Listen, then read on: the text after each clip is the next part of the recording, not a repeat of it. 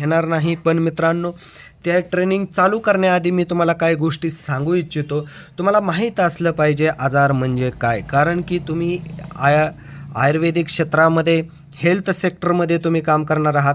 हे फक्त तुम्हाला इथं जॉईन झालेले आहात तर इथं फक्त माहीत असलं पाहिजे. हे सगळं ट्रेनिंग जाऊन तुम्ही समोरच्याला सांगायचं नाही आहे. हे फक्त तुमच्या इन्फॉर्मेशनसाठी असेल, एवढंच मी फक्त बोलतो. ओके, हे तुम्हाला माहीत असणं गरजेचं आहे. तुम्ही सगळ्यांना सांगत बसायचं नाही. ओके, की मी असं ट्रेनिंग घेतलं आहे, ह्याच्यात असे घटक आहेत, ते काही नाही. आपण रिझल्ट देण्यासाठी जे आपल्याला नॉलेज हवं आहे तेवढंच नॉलेज पहा मित्रांनो आपण या मीटिंगच्या माध्यमातून, ह्या ट्रेनिंगच्या माध्यमातून घ्यायचं आहे.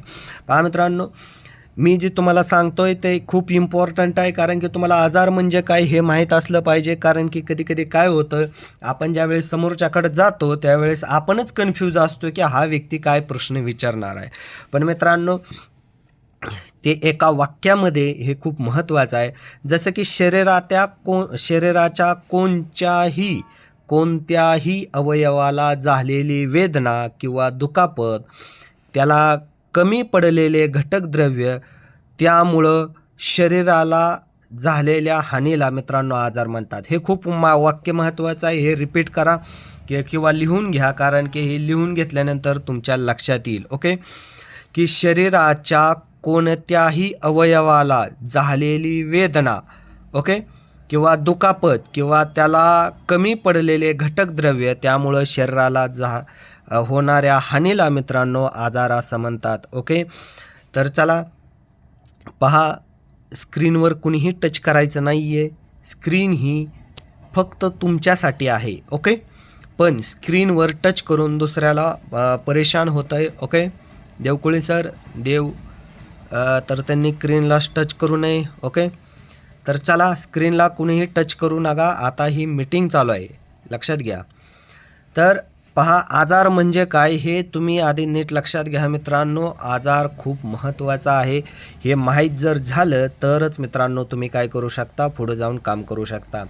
तर चला जास्त वेळ काय घेणार नाही, कारण की याच्या पुढची इन्फॉर्मेशन खूपच महत्त्वाची आहे मित्रांनो. मग जर आजार होत असेल तर त्याला कारणं कोणते आहेत हे माहीत असणं तर 101% इम्पॉर्टंट आहे. कारण की बऱ्याच लोकांना माहीत नसतं की नक्की एखादा व्यक्ती आजारी का पडतो, आणि ही जे आजार व्हायची जसं कारण आहे तसं आजार बरं होत असताना या कारणामुळं लवकर आजार बरा होत नाही मित्रांनो. तर हे कारणं आजार होण्यासाठी पण आहेत, आणि आजार लवकर बरा होत नसेल तर त्यालाही हेच कारण लागू पडत असतं. तर चला आजाराची जी कारणं आहेत ती आपण बघणार आहोत. व्यवस्थित ट्रेनिंग नीट लक्ष देऊन ऐकायचं आहे. पहा मित्रांनो, दूषित वातावरण हे खरं तर मेन कारण आहे कोणत्याही आजाराचं. ओके, ज्याच्यामध्ये वायू प्रदूषण असेल, जलप्रदूषण असेल, भूमी प्रदूषण असेल, प्रकाश प्रदूषण असेल, बायोलॉजिकल प्रदूषण असेल किंवा ध्वनी प्रदूषण असेल. पहा मित्रांनो, वायू प्रदूषणाने तुम्ही दिल्लीमध्ये जर पाहिलं असेल की आज न्यूज ज्या आहेत त्या येत आहेत मित्रांनो. वायू प्रदूषणामुळं कफाचे रोग म्हणजे फुफ्फुसाचे आजार, त्यासोबत पूर्ण शरीराचे आजार मार्केटमध्ये आज होत आहेत. ओके, तर दिल्लीमधले जर तुम्ही घटना आज बघत असाल, जर इंस्टाला किंवा यूट्यूबला, फेसबुकला तुम्ही जाऊन बघा की हवेच्या प्रदूषणानं ती लोक किती ग्रस्त आहेत की आज दिल्ली सोडून चाललेले आहेत मित्रांनो. तर वायू प्रदूषण हे आजार होण्यासाठी पण कारणीभूत असतं, आणि आजार बरं होत असताना एखादा जर व्यक्ती वायू प्रदूषणामध्ये जर राहत असेल, जसं की धूर किंवा गाडीचा धूर असेल, कोणताही धूर असेल, तर त्याच्यामध्ये जर तो व्यक्ती लवकर बरा होत नाही किंवा त्या व्यक्तीला आजारही त्यामुळं चालू होतात. त्याच्यानंतर जलप्रदूषण मित्रांनो, लक्षात घ्या की आज आपण जे केमिकल बनवलं खरं तर मानवाच्या शरीरासाठी खूपच महत्त्वाचं होतं मित्रांनो काही गोष्टीमध्ये, पण त्याचा अतिरेक झाल्यामुळं काय झालेलं आहे की ते केमिकल डायरेक्ट आज पाण्यामध्ये मिसळलेलं आहे, आणि ते कुठल्याही फिल्टरमधून बाहेर निघत नाही मित्रांनो, कारण की ते मायक्रो लेवलला जाऊन बसत असतं. त्याच्यानंतर प्लॅस्टिक असेल किंवा इतर कोणतेही पोल्युशन असतील ही आज बरीचशी होत आहेत मित्रांनो. ओके, तर ही जलप्रदूषण, कारण आजार कशामुळं होतो तर जलप्रदूषणामुळं. पहा मित्रांनो, मी बऱ्यापैकी लोकांच्या घरी गेलो, फिल्टरच्या पाण्यामध्ये सुद्धा केमिकल होतं मित्रांनो, आणि ती बाकायदा मी टेस्ट केलेलं आहे, लक्षात घ्या. कारण की त्याचा जो pH आहे हा खूपच इनबॅलन्स होता. त्याच्यानंतर भूमी प्रदूषण आपण पुढं बघणार आहोत. प्रकाश प्रदूषण मी तुम्हाला सांगतो, तुम्हाला माहीत असेल काही लोकांना जर लाईट लावली तर मित्रांनो डोकं दुखतं किंवा त्यांना झोप येत नाही, म्हणजे हे प्रकाश प्रदूषणाचं लक्षण आहे. किंवा एखादा व्यक्ती जर गाडी चालवत असेल आणि गाडी चालवत असताना मित्रांनो काय होतं की अचानक समोरून लाईट येते, त्यावेळेस आपलं लक्ष विचलित होतं. त्याच्यानंतर 1 ते 2 मिनटं हे डोकं दुखत असतं.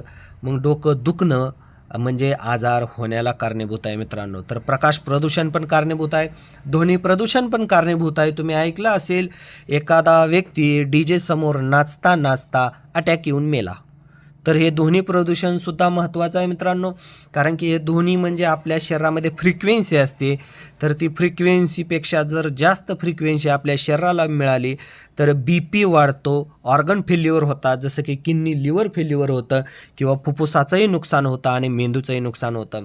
त्याच्यानंतर बायोलॉजिकल पोल्युशन, ज्यामध्ये तुम्ही बघू शकता डास असतील, मच्छर असतील किंवा जसं की बाहेरनं येणारे संसर्गजन्य रोग असतील, त्याच्यामुळं सुद्धा बरेचसे आजार होतात. जसं की चिकनगुनियामध्ये तुम्ही पाहिलं असेल सर्व सांधे दुखायला चालू होतात, त्याला कारणच ते आहे. डेंग्यूमध्ये पण सेम लक्षण आहे. ओके, तर ही दूषित वातावरण मित्रांनो आजार तयार पण करतं आणि आजार बरं होऊन देत पण नाही. तर ही कारणं आहेत. आपण काय बघत आहोत, आजार होण्याची कारणं किंवा आजार लवकर बरं न होण्याची कारणं. ओके, त्याच्यानंतर एखादा व्यक्ती जर सतत प्रवास करत असेल तरी घातक आहे, कारण की आपले रोड मित्रांनो तुम्हाला तर माहीतच आहे खराब आहेत. जसे की कोणत्या ना कोणत्या कारणावरून एखादा व्यक्ती जर समजा प्रवास करत असेल तर मित्रांनो सततचा प्रवास हा आजार व्हायला कारणीभूत आहे. तुमचा मनका खराब करतं, तुमचं पोट खराब करतं, तुमची मानसिक स्थितीसुद्धा खराब करत असतं. त्याच्यानंतर रासायनिक शेती व खते. पहा मित्रांनो 50 वर्षापूर्वी आपण हरित क्रांतीच्या नावाखाली केमिकलची शेती. विशाल सर, माझा आवाज व्यवस्थित येतोय का? यस सर, आवाज व्यवस्थित येतोय. ओके, तर ज्यांना आवाज व्यवस्थित येत नाही त्यांनी कृपया रेंजमध्ये या. ओके, तर पहा मित्रांनो 50 वर्षापूर्वी आपण हरित क्रांतीच्या नावाखाली रासायनिक शेती करायला चालू केली मित्रांनो, आणि ह्या आज 50 वर्षामध्ये तुमच्या लक्षात आलं असेल की रासायनिक शेती ही खूप घातक आहे मित्रांनो. पहा, हरित क्रांती हा जरी सरकारचा प्रोग्राम असेल तर रासायनिक शेतीमुळे मित्रांनो काय होतं आहे की तुमच्या अन्नामध्ये कोणतेही घटक येतच नाहीत मित्रांनो. जसं की प्रोटीन असेल, कार्बोहायड्रेट असेल, फॅट असेल, व्हिटॅमिन्स असतील, मिनरल्स असतील, याची गुणवत्ता म्हणजे त्या ज्या पिकामध्ये पाहिजे ती येतच नाही आहे. हा रासायनिक शेतीचे जे दुष्परिणाम आहेत तुम्ही जर ऐकलं असेल, पंजाबमधून चेन्नईला कॅन्सर ट्रेन जात असते. त्याला कारण काय आहे मित्रांनो, की रासायनिक शेती ही कारणीभूत आहे. मित्रांनो सेंद्रिय शेतीकडे वळायला तुम्ही जास्तीत जास्त सुरुवात करा. जर इथं कोण शेतकरी असेल, शेतकरी आहेतच बऱ्यापैकी लोक, तर त्यांनी कृपया रासायनिक शेती जास्त उत्पादन टाळून तुम्ही सेंद्रिय शेती आजच करायला चालू करा. कारण की येणाऱ्या 3ऱ्या-4थ्या पिढीनंतर तुम्ही जे कमवलेलं आहे ते खाण्यासाठी पैसे आजारासाठीच खर्च होणार आहेत, कारण ह्या रासायनिक शेतीचे ते दुष्परिणाम असणार आहेत मित्रांनो. तर अशा पद्धतीनं तुम्ही नक्की रासायनिक शेतीबद्दल जर सांगायचं झालं तर इथं आपल्याला दिवस पुरणार नाही, पण मी जास्त काही वेळ घेणार नाही तुम्हाला. फक्त एवढंच म्हणेन की जे अन्न पिकवत आहे ते मित्रांनो पूर्णपणे केमिकल आहे, त्यामुळं तर लोक आज आजारी पडत आहेत. आणि हेच आजारी पडलेले लोक आपल्याला मित्रांनो काय करायचं आहे, नीट करायचे आहेत. पहा, ही जे रासायनिक शेती आहे त्यामुळं झालं काय की जे घटक कमी पडले आणि तेच घटक अवयवाला कमी पडल्यामुळं झालं काय, त्या अवयवाला तो आजार चालू झाला. ओके, तर त्यामुळं रासायनिक शेती व खतं मित्रांनो आज जर बंद केली, मी काय म्हणलंय, आज आता लगेच ताबडतोब जर बंद केली, कुणीच जर नाही टाकले, तरी पण यातून सावरायला कमीत कमी आपल्या भारतामध्ये 100 वर्ष एवढा कालावधी लागेल. कारण की मी बघतोय भीमा नदीच्या काठी आमच्या जवळपास 5 लाख एकरपेक्षा जास्त शेती ही नापीक बनलेली आहे आणि ती गेल्या 10 वर्षामध्ये बनलेली आहे. म्हणजे त्यांनी केमिकलचा किती वापर केलेला आहे. तुमच्या भागामध्ये पण तीच कंडिशन असेल, पण याचा आणि या रासायनिक शेतीचा आणि आजाराचा हा डायरेक्ट संबंध आहे मित्रांनो. तर रासायनिक शेतीमधून जे जे अन्न येतं आहे आज, तर ते शरीरासाठी घातक आहे. आणि तुम्हाला येणाऱ्या कालावधीमध्ये मी सांगू इच्छितो, जसं की ईस्ट इंडिया कंपनी आपल्या भारतामध्ये आले आणि भारतावर राज्य करून गेले, तसंच मित्रांनो येणाऱ्या कालावधीमध्ये ज्यांचं अन्न सेंद्रिय आहे, सुरक्षित आहे, ती लोक भारतावर राज्य करतील. ती वेळ जर येऊन द्यायची नसेल तर कृपया हे रासायनिक शेती बंद केली पाहिजे. ओके. त्याच्यानंतर पहा मित्रांनो, सततचा ताणतणाव. मित्रांनो काही ना काहीतरी प्रत्येकाला टेन्शन आहे. करिअरचं चिंता आहे, प्रवासाचे आहे, मुलांचे आहे, भविष्याचे आहे, गाडीचा फ्लॅट आहे,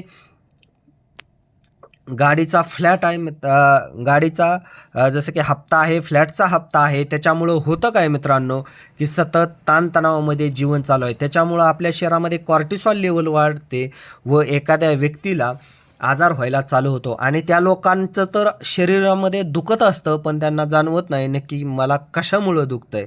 तर कॉर्टिसॉल लेवल वाढल्यामुळं तर त्याला कारण आहे सततचा ताणतणाव. त्यामुळं मित्रांनो हॅप्पी राहायला चालू करा. टेन्शन किती असो बाजूला नक्की काढा. आणि एखादा व्यक्ती जर सतत ताणतणाव घेत असेल तरी मित्रांनो तुम्ही लक्षात घ्या, त्याचा लवकर आजार बरा होत नाही. त्याच्यानंतर शरीरात जसे की पोषक तत्वांची कमी. मी जसं की तुम्हाला मगाशीच सांगितलं आहे, तुमच्या शरीरामध्ये प्रोटीन, व्हिटॅमिन्स, कार्बोहायड्रेट, फॅट, पाणी आणि खनिज तत्व जर तुम्हाला भेटलीच नाहीत मित्रांनो, तर तुम्ही आजारी पडत असता. आणि हीच आपण व्हिटॅमिन आणि मिनरल्स म्हणजे खनिजे आपण समर्थ सक्सेस लाईफच्या माध्यमातून देतो मित्रांनो. त्यामुळं ती लोक लवकर बरे होतात. पहा, प्रोटीन तर दुधाच्या पदार्थामधून भेटत असतं किंवा कधी ना कधीतरी तुम्ही कशाचं तर पनीरच्या माध्यमातून, मटणाच्या माध्यमातून तुम्ही प्रोटीन खात असता. कार्बोहायड्रेट जसं की चपाती, भाकरी, भाजी, रोटीच्या माध्यमातून खातच असता. पाणी तर पितच असता. फॅट पण तेलाच्या माध्यमातून घेतच असता. पण जी व्हिटॅमिन्स आणि खनिज आहेत ही मात्र दुर्मिळ होत चालेत मित्रांनो. ही व्हिटॅमिन्स आणि मिनरल्स हे आपल्याला जमिनीतून मिळत होती, पण रासायनिक शेती केल्यामुळं हीच भेटत नाही आहेत. ओके. तर ह्याची कमी झाल्यामुळं म्हणजे शरीरात पोषक तत्वाची कमी झाल्यामुळं आजार होतात व आजार लवकर बरे पण होत नाहीत. ओके. त्याच्यानंतर सतत एखादा व्यक्ती बसून काम करत असेल किंवा हार्ड काम करत असेल, खूप महत्त्वाचं आहे मित्रांनो, की एखादा व्यक्ती जर सतत बसून काम करत असेल एका जागी किंवा सतत जर हार्ड काम करत असेल तर त्याच्या प्रत्येक अवयवाला ताण येतो मित्रांनो. मग त्या व्यक्तीला गुडघेदुखी, कंबरदुखी, मानदुखी किंवा डायबिटीसचा आजार किंवा बाकीच्या कुठल्याही गोष्टी ह्या व्हायला चालू होत असतात. म्हणून लक्षात घ्या मित्रांनो, सतत काम करूही नका आणि सतत बसूनही काम करू नका. हेल्दी काम केलं पाहिजे. त्याच्यानंतर पहा मित्रांनो, जसं की केमिकलचं तुम्ही अन्न तर खाताय, पण केमिकलचे मित्रांनो तुम्ही औषधं पण खाताय. कधी असा एखादा व्यक्ती इथं आहे का जो ज्यानं डॉक्टरांना जाऊन डायरेक्ट प्रश्न विचारला एखाद्या केमिकल औषधे देणाऱ्या डॉक्टरांना, की सर तुम्ही जे हे औषध देताय हे एका आजारासाठी तर नक्की देताय, म्हणजे बीपीसाठी देताय, शुगरसाठी देताय किंवा गुडघ्यामध्ये कॅल्शियमसाठी देताय किंवा पेन कमी होण्यासाठी देताय, पण याचे साईड इफेक्ट काय काय आहेत हे कधीही कुणी विचारलेलं नसतं. पहा मित्रांनो कुठल्याही पेशंटनी, कारण की त्यांना हे साईड इफेक्ट माहीत असूनसुद्धा मित्रांनो ती औषधं खात असतात, कारण की त्यांना जगायचं असतं. जसं की त्या केमिकलच्या डॉक्टरांनी सांगितलेलं असतं की हे केमिकल खायला चालू कर मित्रांनो, म्हणून ते घेत असतात. पण मित्रांनो याचे जे साईड इफेक्ट आहेत ते भयंकर आहेत. मी काही इथं जास्त सांगणार नाही. पण एखादा व्यक्ती जर संधिवातासाठी, डायबिटीससाठी, हृदयविकारासाठी, गुडघेदुखीसाठी, पोटाच्या म्हणजे पाईल केअरसाठी म्हणजे मूळव्याधासाठी, मुतखड्यासाठी जर केमिकल औषध खात असेल तर त्या व्यक्तीला नक्कीच साईड इफेक्ट झालेला असतो. आणि अशा व्यक्तीला मित्रांनो काय होत असतं तर लवकर ती लोक बरी होत नाहीत. ओके. आणि या औषधाचे साईड इफेक्ट काय होतात मित्रांनो, तर त्या व्यक्तीच्या शरीरामध्ये आजाराची संख्या वाढते. लक्षात घ्या, आजाराची संख्या वाढते. म्हणजे काय, एखादा व्यक्ती जर सतत पेन किलर खात असेल किंवा कॅल्शियमच्या गोळ्या खात असेल तर मित्रांनो त्याची किडनीवर लोड येतो, लिव्हरवर लोड येतो, त्याच्या शरीरामध्ये हीट वाढत जाते, म्हणजे आजाराची संख्या वाढत जाते. मग मला सांगा, एखादा व्यक्ती म्हणतो सर मला फक्त हृदयविकार आहे, पण मित्रांनो हृदयविकार हे कमीत कमी 10 अवयवाशी निगडीत आहे. डायबिटीज ज्याला होतो त्याचं तर अख्खं केसापासून नकापर्यंत शरीर खराब होत असतं.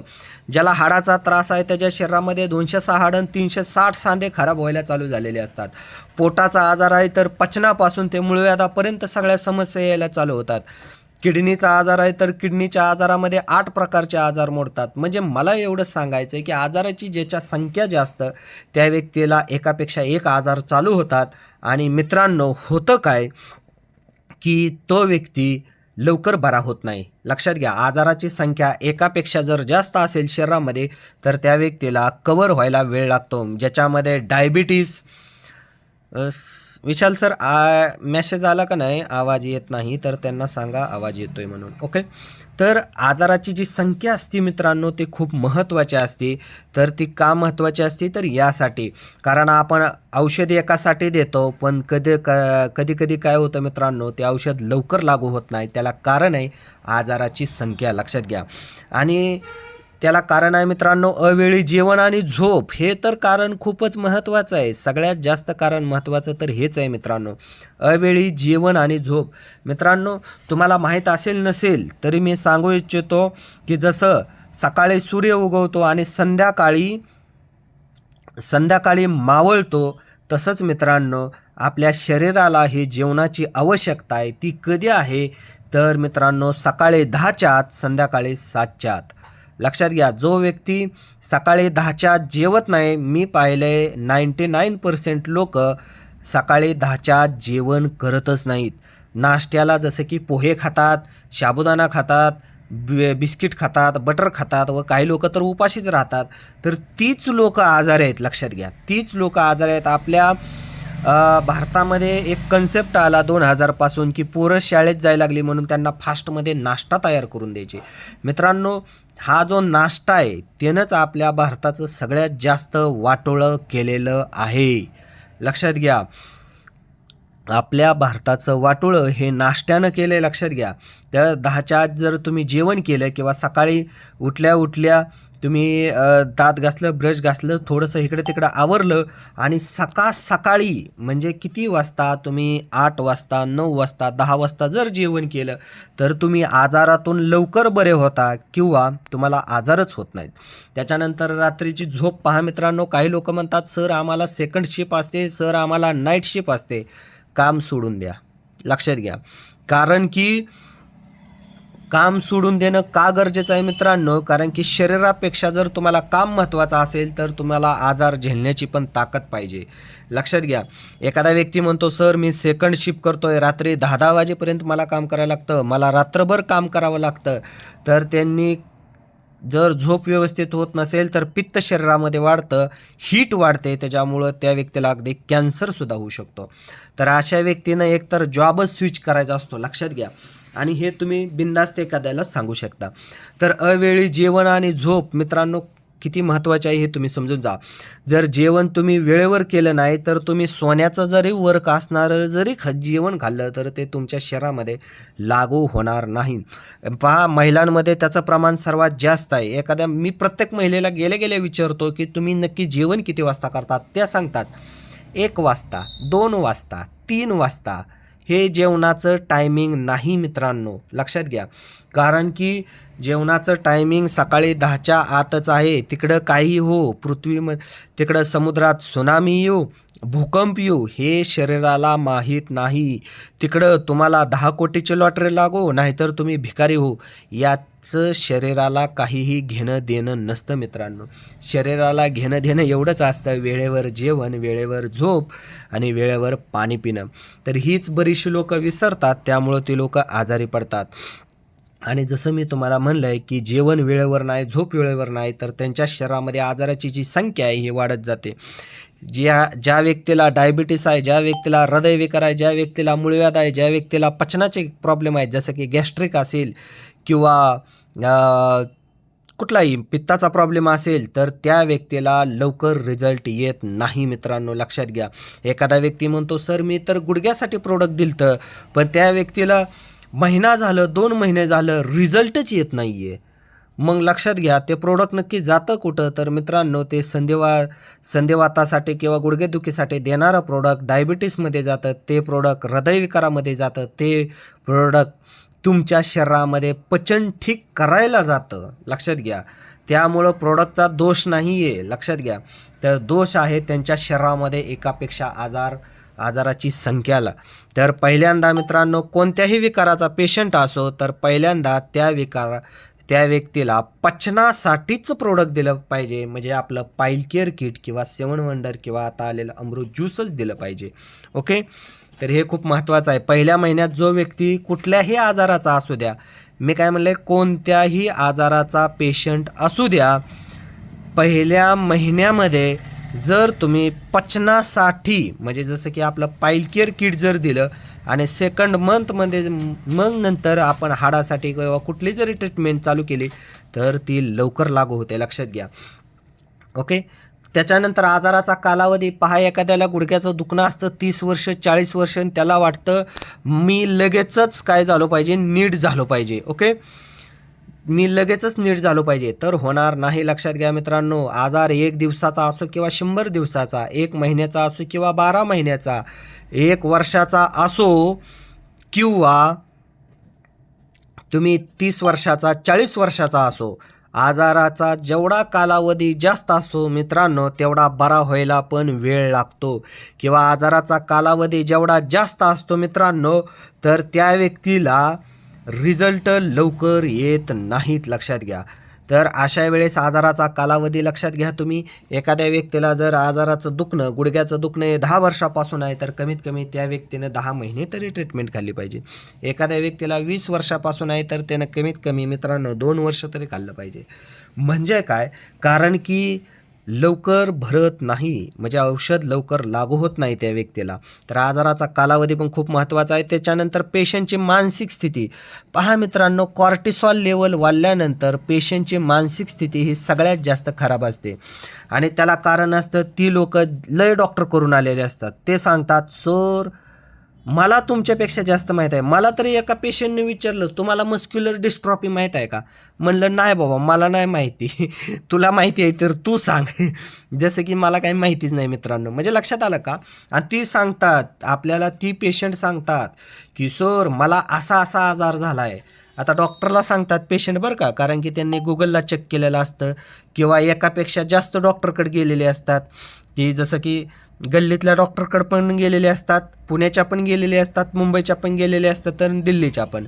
आणि त्यांना एवढं सगळ्यांनी सांगितलेलं असतं की तो व्यक्ती काय म्हणतो, सर मला तुमच्यापेक्षा माहिती आहे, तुम्हाला काय माहिती आहे.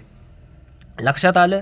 अशा पेशंटची मानसिक स्थिती खराब झालेली असते मित्रांनो, कारण की त्याच्याकडे पैसे नसतात, घरची लोक कंटाळलेले असतात, बायकोनं त्याला ऑलरेडी सोडून दिलेला असतो, नको बाबा, ह्याची मानसिक स्थिती खराब झालेली आहे. घरची मुलंसुद्धा अशा व्यक्तीला बघत नाहीत. मग तिथं होतं काय मित्रांनो, त्याची मानसिक स्थितीत एखादा आपला नवीन व्यक्ती जॉईन झालेला असतो आणि तो नुकतंच प्रोडक्ट घेऊन जवळच्या व्यक्तीकडे जातो, म्हणजे ज्या व्यक्तीला जास्त आजार आहे त्याच्याकडेच जातो आणि म्हणतो की हे प्रोडक्ट लय भारी आहे. मग तो व्यक्ती म्हणतो तुझ्यासारखे लय बघितले आहेत. आलं का लक्षात. मग त्यामुळं होतं काय मित्रांनो की आपल्याला पहिलाच असा माणूस भेटतो की ज्यानं सगळं जग बघितलेलं असतं आणि आपला नवीन डिस्ट्रीब्युटर ज्यावेळेस तिथं जातो आणि तो डिस्ट्रीब्युटरला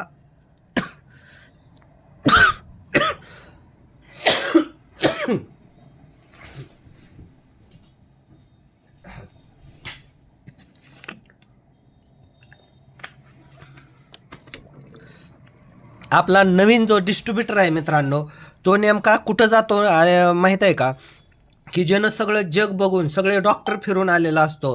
म्हणजे ॲलोपॅथी डॉक्टर, होमिओपॅथी डॉक्टर, आयुर्वेदिक डॉक्टर, परत मसाज करून, परत इकडं तिकडं सुया टोचून, कपिंग लावून सगळीकडं आलेला असतो. आणि आपला एखादा नवीन व्यक्ती त्या ठिकाणी जातो आणि म्हणतो सर हे प्रोडक्ट लय भारी आहे. पण त्याची मानसिक स्थिती खरंच चांगली असती का त्यावेळेस प्रोडक्ट घेण्याची, तुम्ही विचार करा बरं. बिलकुल नसते. कारण त्यानं पैसे खर्च केलेला आहे, त्यानं टाईम खर्च केलेला आहे, त्याचं दुखणं दिवसेंदिवस वाढत आहे. मग अशा व्यक्तीला मित्रांनो लवकर रिझल्ट येतच नाही खरं सांगायचं म्हणलं. त्यामुळं पेशंटची पहिली तर मानसिक स्थिती व्यवस्थित बनवा. नसल येत बनवता तर त्या व्यक्तीला सोडून द्या. आणि हो, सगळ्यात महत्त्वाचं म्हणजे ज्या पेशंटची मानसिक स्थिती खराब आहे ते पेशंट शक्यतो जास्त निगेटिव्ह करतात आपल्या लोकांना, जर त्यांना ही गोष्ट माहीत नसेल तर. ओके, तर अशा वेळेस मानसिक स्थिती बघा, एखाद्या अजून ओळखायचं म्हणजे एखादा मानसिक स्थितीतला पेशंट खराब आहे असा पेशंट तुम्ही कसा ओळखू शकता? एकच प्रश्न जर त्यानं फिरवून फिरवून विचारला ना तर समजून चालायचं तो पेशंट मानसिक स्थिती खराब आहे. ते व्यक्ती मित्रांनो, त्या व्यक्तीला रिअली सांगतो तुम्ही कुठलंही प्रोडक्ट देऊ नका, कारण त्याला लागू पण होत नाही. ओके, हे मी तुम्हाला सांगतो, लक्षात घ्या.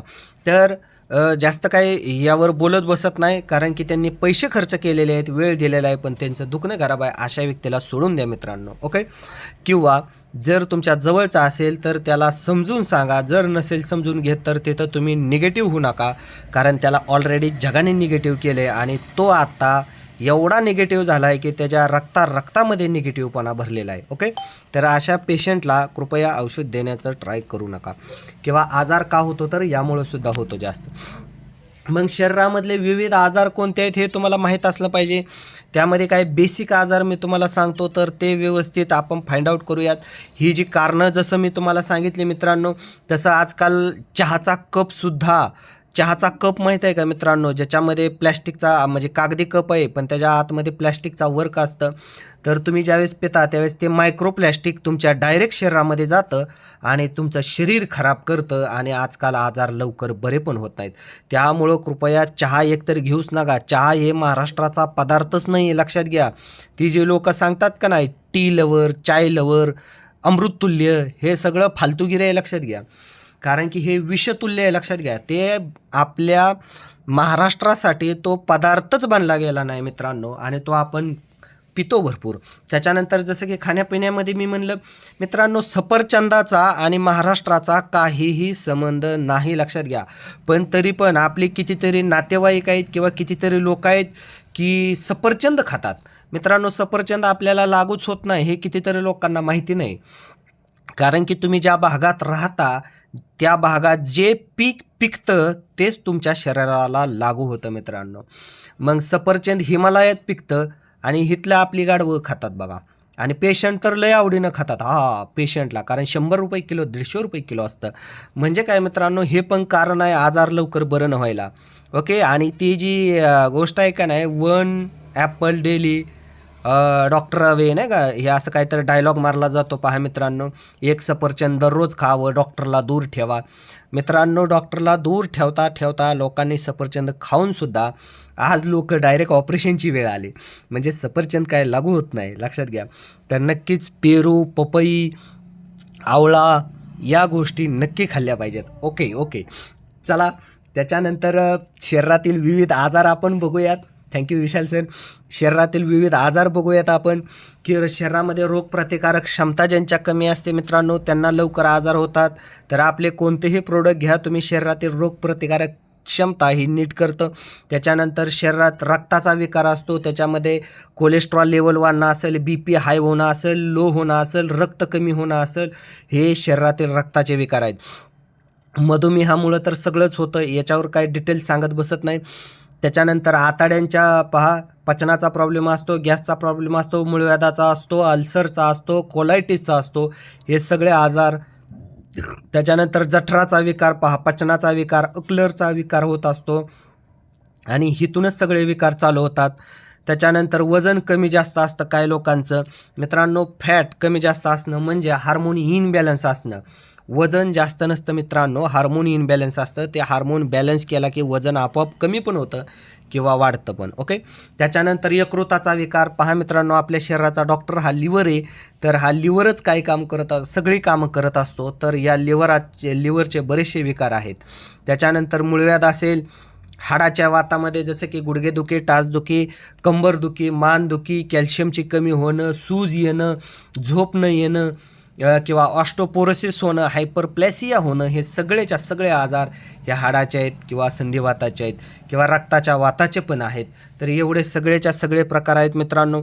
थायरॉईड ही ग्रंथी आहे, ज्यांचा मेंदू कंट्रोलमध्ये राहत नाही मित्रांनो, की ज्यांचं मन कंट्रोल राहत नाही त्यांनाच थायरॉईडचा विकार होतो. आणि थायरॉईड हा पचनाचा आजार आहे.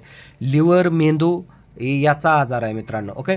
त्याच्यानंतर किडनीच्या विकारामध्ये जसं की किडनी इन्फेक्शन होणे, युरिक ॲसिड येणे, ब्लड युरिया नायट्रोजन वाढणे किंवा BP हाय होणे किंवा मुतखडा येणे, हे सुद्धा किडनीच्या विकारामध्ये मोडतं मित्रांनो. ज्याची किडनी आणि लिव्हर खराब त्याचं खरं सांगतो नशीब खराब. ओके. तर किडनी आणि लिव्हर मित्रांनो ठीक करायला आधी चालू केलं पाहिजे. त्याच्यानंतर पॅरालिसिस होतो, हा मेंदूचा विकार आहे. मेंदूच्या विकारामध्ये डोकेदुखी, अर्धशेषी फिट येणं, आकडे येणं, त्याच्यानंतर पॅरालिसिस होणं किंवा न्यूरोपॅथीच्या झोपीच्या समस्या येणं किंवा हातापायाला मुंग्या येणं, मानेचं कमरेचं दुखणं, हे तुमच्या मेंदूचं दुखणं असू शकतं.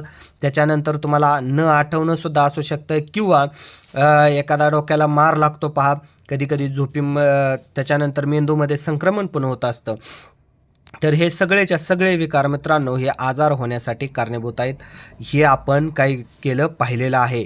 तर चला आता काही जास्त वेळ घेत नाही, मी डायरेक्ट तुम्हाला आपल्या कंपनीचं प्रोडक्ट सांगायला चालू करतो. तर मित्रांनो तुमच्या लक्षात आलं का की आजार का होतात, कसे होतात? कृपया त्यांनी काय करा, नक्कीच मेसेज करा की सर आम्हाला आजार म्हणजे काय हे नक्कीच समजलेलं आहे. ओके.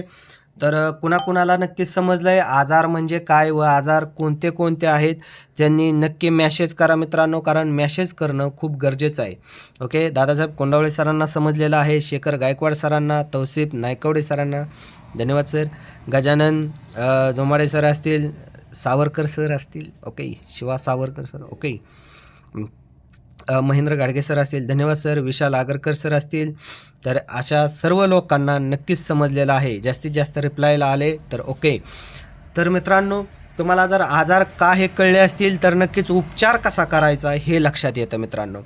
तर चला यामध्ये जास्त काय तुम्ही पडायचं नाही आहे, फक्त एक तुमच्या माहितीसाठी मागील ट्रेनिंग होती तर तुमच्या लक्षात आलं असेल. ओके. श्वेता मॅडम प्लीज स्क्रीनवर टच करू नका. तर मित्रांनो तुमच्या लक्षात आलंच असेल की आजार म्हणजे काय असतात. ओके. ओके ओके ठीक आहे. ओके. चला त्याच्यानंतर आपण बघूयात. पहा मित्रांनो आपल्या समर्थ सक्सेस लाईफचं आर्थो किट नक्की काय आहे. मित्रांनो तुम्ही आर्थो किटचा थोडासा अभ्यास करणं खूप गरजेचं आहे, म्हणजे तुमच्या लक्षात येईल की मला उपचार कशा पद्धतीनं केला पाहिजे. ओके. तर ज्यामध्ये मेथी, ग्रीन टी, जायफळ, आवळा, हिरडा, भेडा आणि ज्याच्यामध्ये बोन हेल्थ, चित्रक आणि निशोत्तर असे जे घटक आहेत ते घटक कशाच्या कामी येतात हे आपण समजून घेऊयात. मित्रांनो हे आपलं हिरो प्रोडक्ट, हे प्रोडक्ट बनवणारे CMD सर व ह्या आर्थो किटसाठी नक्कीच एकदा सर्वांनी आभार माना, कारण की या बॉक्सच्या रिझल्टमुळं आज तुम्ही मी इथं सर्वजण लोक जॉईन आहोत. ओके. तर नक्कीच समर्थ सक्सेसच्या आर्थो किटसाठी व CMD सरांसाठी नक्कीच आभार व्यक्त करूयात, धन्यवाद देऊयात, थँक्यू म्हणूयात. ओके.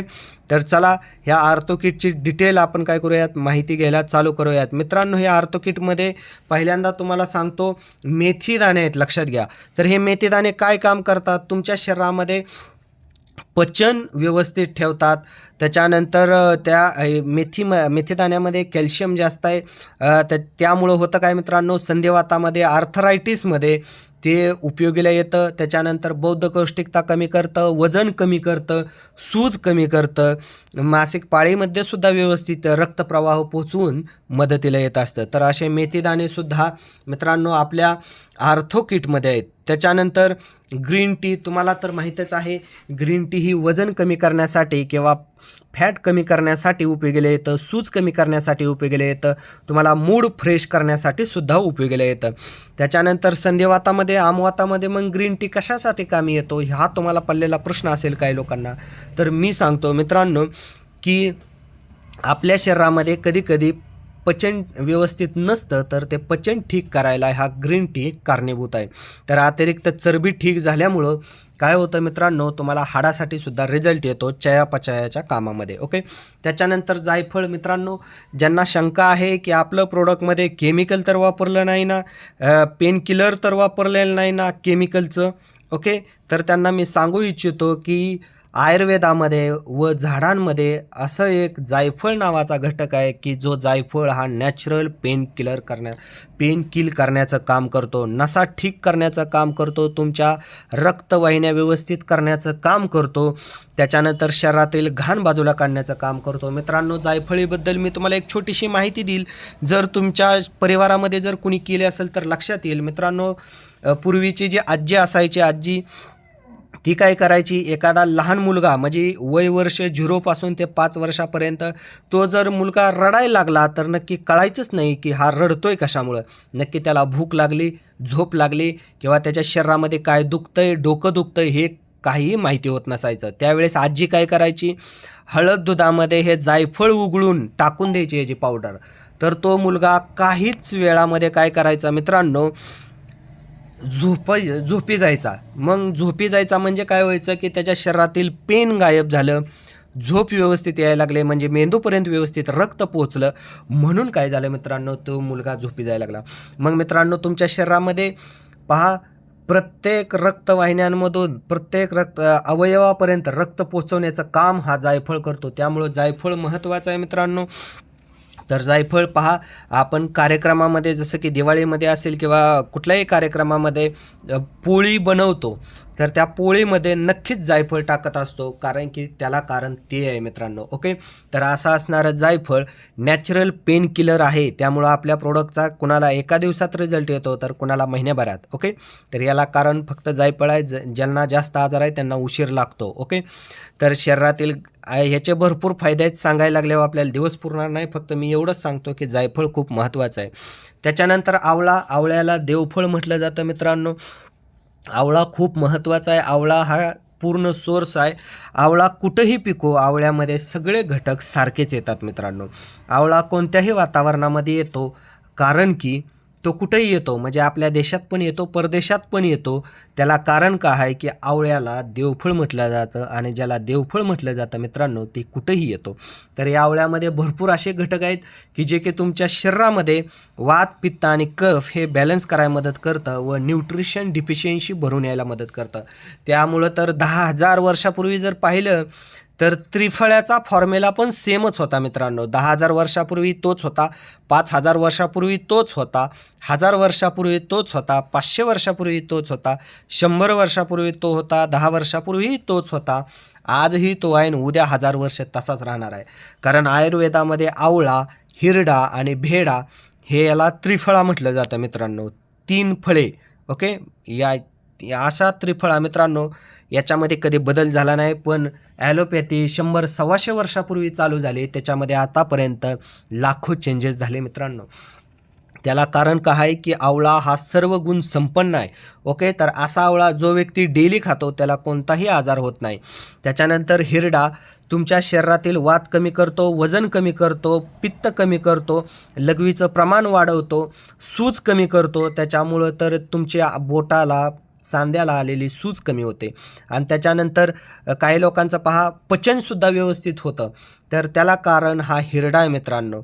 ओके, तर मग तो सगळ्या आजारामध्ये उपयोगीला येतो.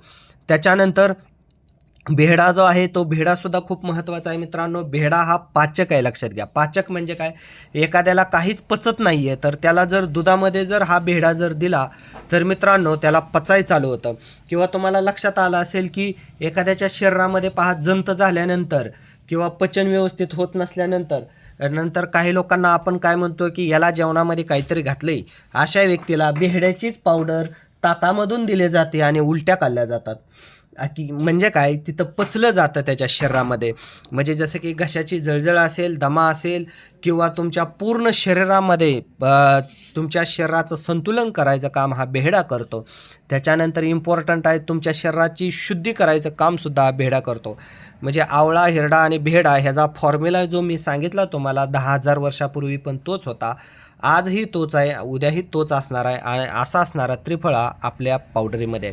त्याच्यानंतर हाडजोड नावाची वनस्पती, कांडेवेल जर तुम्ही पाहिला असेल, पूर्वीची लोक काय करायची, एखाद्याचं जर बोट सुजलं तर त्या ठिकाणी हे कांडेवेल चिचून थोडंसं गरम करून सुती फडक्यामध्ये रात्री बांधायचे, सकाळपर्यंत ठीक व्हायचं मित्रांनो. मग याच्या शब्दातच आहे हाड आणि जोड. हाडं जोडण्याचं काम, हाडाला मजबूत करण्याचं काम, हाडाला हत्ती करण्याचं काम मित्रांनो कोण करतं तर हाडजोड करत असतो.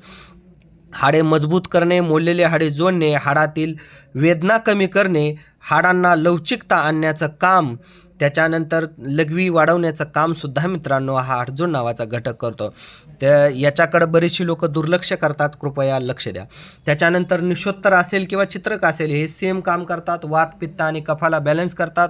न्यूट्रिशन पुरवण्याचं काम मित्रांनो समर्थ सक्सेसच्या ह्या आर्थो पावडरीमधून तुम्हाला मिळत होतं आहे. ओके, तर हे तुमच्या नक्कीच लक्षात आलेलं असेल तर नक्की रिप्लाय करा की यस सर, आम्हाला आर्थोचं नक्की काय झालेलं आहे माहिती भेटलेली आहे. ओके, हां. त्याच्यानंतर पहा मित्रांनो, आपण विटामॅक्स बद्दल बोलायला जाऊ. विटामॅक्सबद्दल जर बोलायचं म्हणलं तर बरेचसं आहे, कारण की विटामॅक्समधले सुद्धा घटक खूप खूप खूप महत्त्वाचे आहेत मित्रांनो. तर विटामॅक्सचे कोणते घटक महत्त्वाचे आहेत हे आपण सांगायला चालू करू. ओके, तर विटामॅक्समध्ये पहा मित्रांनो, अश्वगंधा आहे. अश्वगंधाला आयुर्वेदामध्ये राजा म्हटलं गेलं आहे, लक्षात घ्या. आणि आतापर्यंत तुमची जी मोटर चालू आहे, तुमची गाडी जी चालू आहे, फॅन जो चालू आहे किंवा जी ताकद मोजली जाते ती हॉर्स पॉवरमध्ये मोजली जाते, म्हणजे घोड्याच्या ताकदीनं मोजली जाते. आणि घोड्याला संस्कृतमध्ये अश्व म्हटलं जातं. आणि त्या अश्वाला म्हणजे घोड्याला जेवढी पॉवर आहे ती ज्या वनस्पतीमध्ये जी पॉवर आहे मित्रांनो त्याचं नाव म्हणजे अश्वगंधा आहे. याला भारतीय झेन्सिंग असं म्हणतात. आणि हे झेन्सिंग कोरियन झेन्सिंगपेक्षा पण चांगला आहे, लक्षात घ्या. ओके, तर असा असणारा अश्वगंधा. त्याच्यानंतर शतावरीला राणी म्हटलं जातं मित्रांनो. 100 मुळामुळं शतावरी म्हटलं जातं. ओके, तर असं असणारं शतावरी महिलांसाठी तर अमृत आहे. लहान मुलांपासून मोठ्या व्यक्तीपर्यंत अश्वगंधा शतावरी आपण देऊ शकतो. दुधामध्ये घ्यायचं म्हणजे 100% रिझल्ट येतो. त्याच्यानंतर शिलाजीत जे आहे ते वजन बॅलन्स करण्याकरता, बॅलन्स म्हणजे वाढलेलं कमी कमी असणाऱ्याचं जास्त, आणि पॉवर वाढवण्याचं काम मित्रांनो शिलाजीत करतं. तुम्हाला हेल्दी ठेवण्याचं काम शिलाजीत करतं. त्याच्यानंतर मित्रांनो ब्राह्मी आहे. ब्राह्मी खूप महत्त्वाचं आहे मित्रांनो. मेंदू आपला शांत राहिला पाहिजे त्यासाठी ब्राह्मी कामी येतं. जसं की ब्रह्मदेवाला ब्रह्मदेव आहे, लक्षात घ्या. तर त्याचं स्वरूप असणारं ही ब्राह्मी आहे. मग ब्रह्मदेव म्हणजे कोण तर 4 वेदांचा ज्ञाता ज्याला म्हटलं जातं मित्रांनो त्याला ब्रह्मदेव म्हटलं जातं. म्हणजे काय, त्याची बुद्धी तल्लक आहे. आणि ती बुद्धी तल्लक जर तुम्हाला करायची असेल तर ही ब्राह्मी नक्की खावं लागेल. आणि ब्राह्मीचा वापर हजारो वर्ष झालं बाळगुटीतून आज प्रत्येक मुलांनीही पिलेला आहे. ओके, त्याच्यानंतर जठामांसी आहे. जठामांसी नावातच आहे मित्रांनो. जठा म्हणजे बारीक बारीक वाहिन्या. जसं की आपल्या रक्तवाहिन्या जर ठीक करायचं असेल तर ही जठामांसी तिथं नक्की 100% कामी येते. अर्जुन आहे. अर्जुन हा सारथी आहे मित्रांनो हृदयाचा.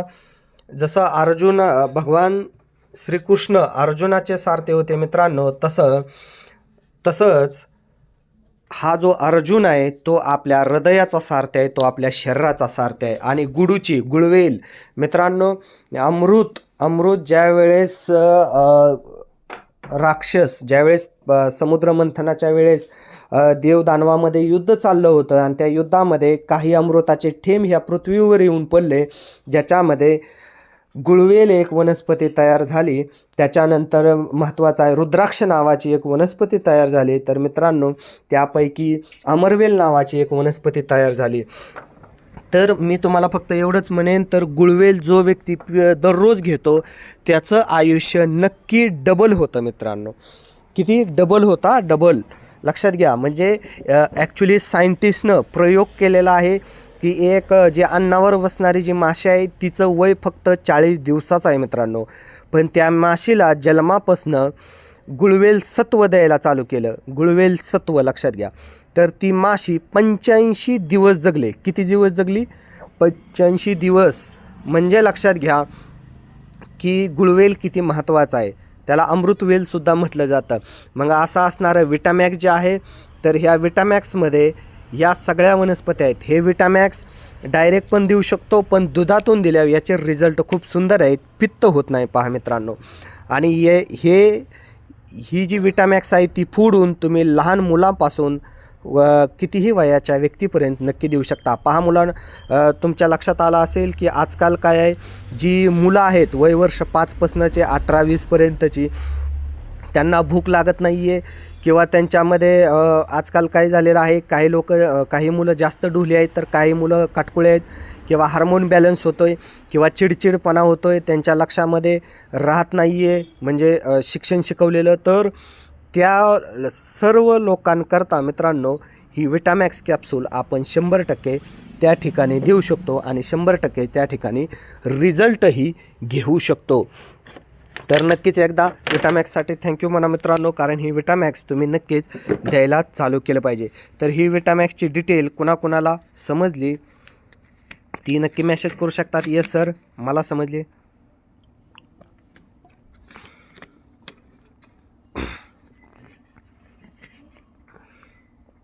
ओके ओके ओके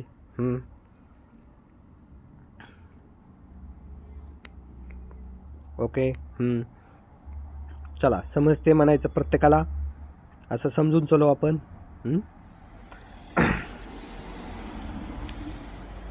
ओके चला ठीक आहे, मेसेज येत आहेत म्हणजे नक्कीच व्यवस्थित मीटिंग ऐकतायत असं आपण समजून चलूयात.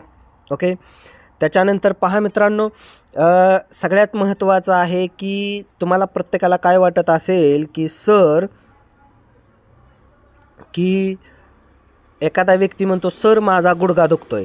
पहा मित्रांनो, मी गॅरंटेड सांगतोय त्या व्यक्तीचा कधीच गुडघा दुखत नसतो, कारण गुडघ्या दुखत नसतो. हाडामध्ये काय आपल्या नर्वस सिस्टम नसतात मित्रांनो, तर त्या हाडाच्या आणि मसलच्या मध्ये जोडलं जाणारं जे टेंडन आहे त्या टेंडनमुळं ॲक्च्युली गुडघा दुखत असतो मित्रांनो, म्हणजे मसल कारणीभूत आहे. ओके तर त्या मसलला व्यवस्थित लुब्रिकेशन करण्याचं काम, त्या टेंडनला व्यवस्थित ठेवण्याचं काम, त्या टेंडनचा जी कडक झालेली जे स्नायू आहेत त्यांना फ्लेक्झिबल करण्याचं काम हे जॉईंट केअर नावाची कॅप्सूल करते. ओके तर ही जॉईंट केअर कॅप्सूल मित्रांनो त्यावर बराचसा रिसर्च झालेला आहे बरं का.